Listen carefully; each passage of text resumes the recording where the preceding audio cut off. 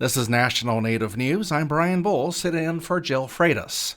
The South Dakota Board is pausing a hearing on a uranium exploration project in an area considered sacred to regional Native American tribes. Megan O'Brien of South Dakota Searchlight explains. The board was in its third day of a hearing on an application by Clean Nuclear Energy Corporation and its Canada-based parent company, Nexus Uranium. The entities applied for a permit to drill near Craven Canyon, 7 miles north of Edgemont, South Dakota. The board went into a private session to discuss legal matters. When board members emerged, they announced the hearing would be adjourned until further notice. They did not give further details. Meanwhile, a project opponent has filed a federal lawsuit against the board, the state, and the company seeking the permit. The lawsuit alleges violations of due process, citing concerns about language interpretation and a heavy law enforcement presence at the hearing. The state board failed to provide a Lakota interpreter for the first day of the hearing after promising to make one available. Lakota-speaking tribes formerly controlled the Black Hills as part of the Great Sioux Reservation. There is ancient Native American art on the walls of Craven Canyon near the proposed drilling site. Neither the state officials nor the company proposing the drilling immediately responded to South Dakota Searchlight's request for comment. For National Native News, I'm Megan O'Brien. Today, in Lake Andes, South Dakota, an estimated 200 people are expected to walk in honor of missing and murdered Indigenous women and relatives.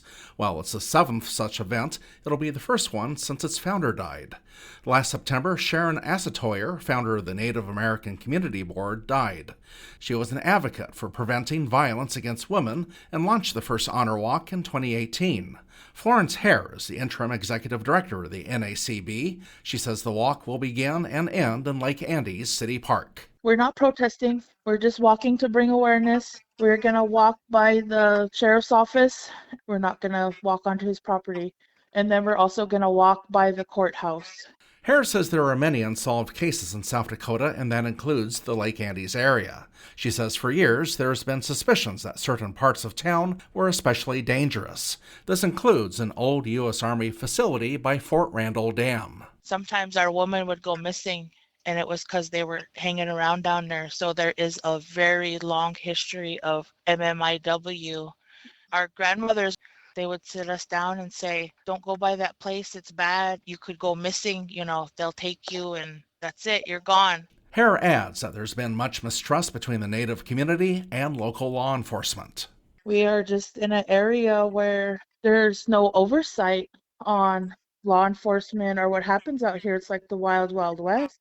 There will be mention of Asatoyer during the event, but Hare says the focus will be on the MMIW and MMIR cases. Other events organized by the NACB will honor Asatoyer in good time, she says. As for the turnout, she expects about 150 Native people and 50 allies. Of the 102 missing persons cases in the South Dakota Missing Persons Clearinghouse, 65 are Native people. That's almost 2/3 of the total cases. And the first Native person to travel in space visited students and other guests yesterday at the Shoshone-Bannock Hotel and Event Center in Fort Hall, Idaho. KIFI Local News 8 reports that John B. Herrington, a citizen of the Chickasaw Nation of Oklahoma, discussed his 3 spacewalks and visit to the International Space Station in 2022. The native astronaut has Idaho connections and graduated from Aviation Officer Candidate School in 1984, then joined the Astronaut Corps in 1996. Herrington said he used to sit in a cardboard box and dream of going to the moon. He shared his story and took questions from Shoshone-Bannock students. This is National Native News. I'm Brian Bull in the KLCC studios in Eugene, Oregon.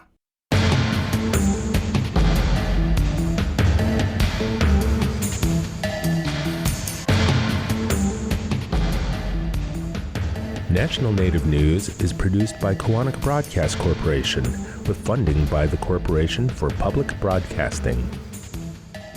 Alaska has Fresh Start programs to lose weight, lower blood sugar or blood pressure, stop smoking, vaping, or chewing tobacco.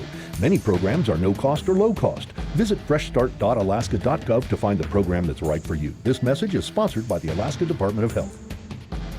Tribal Development Partners, helping tribes build toward their goals through 105L leasing and essential facility development, empowering sovereignty, strengthening community.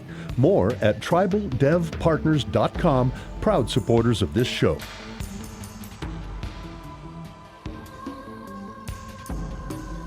Native Voice One, the Native American Radio Network.